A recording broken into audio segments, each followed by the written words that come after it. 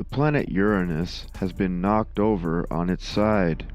However, the moons of Uranus still orbit the planet around the equator. The magnetic field of Uranus is offset from the center and angled almost 60 degrees from the rotational axis of the planet. Uranus has a more powerful magnetic field than Saturn. The magnetic field twirls around the rotational axis, creating the most chaotic magnetic field of any planet. It appears that the planet has been violently struck by another large object.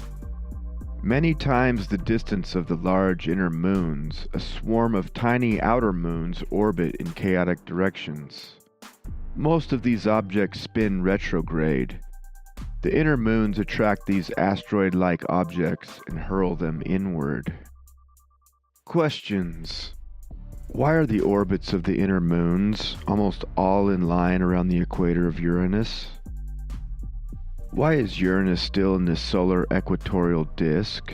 If it was hit by something that could knock it over, shouldn't its orbit be more inclined after such an impact? Why are the outer moons in stable orbits, most in retrograde motion, even though they are not parallel to the equator of Uranus? If the planet was knocked out of kilter, the moons should have stayed in their original orbital planes. My answers. Around all large celestial bodies, a disk of gravitationally dense space is emitted from the equator. Above and below the disk, time moves faster as you get away from the gravitational field of the object. The outer moons show that the answer is not angular momentum. Within the gravitational field of the object, orbiting objects will be aligned around the equator. They will also be tidally locked the closer they get. Why the strong magnetic field? I think the magnetic field is caused by an orbiting blob of metal swirling around the core.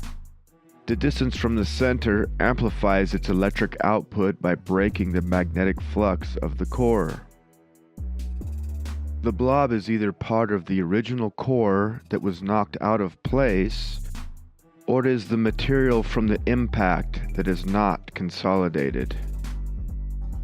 The planet lays on its side 98 degrees. The North Pole points slightly downward, making it technically retrograde. The magnetic field, however, is not aligned with the rotational axis of the planet. It is angled up almost 60 degrees. It might be that the magnetic field of the Sun is realigning the magnetic field of Uranus to point in the same direction. Or it might be that the colliding object is still merging with the core and contains metals.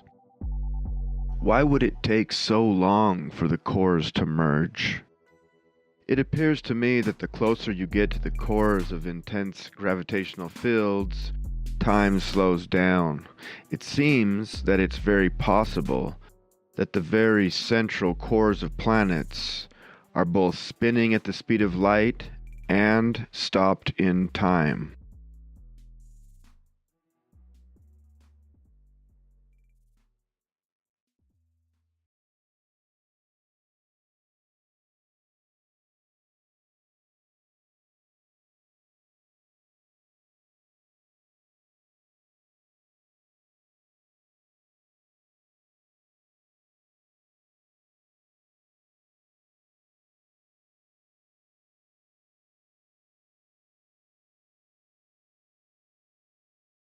For more fun explanations and new ideas about our universe, pick up a copy of Time Waves on the Shores of Forever, Paradigm-Shifting Solutions to the Mysteries of the Universe. Available in paperback book at Amazon.com.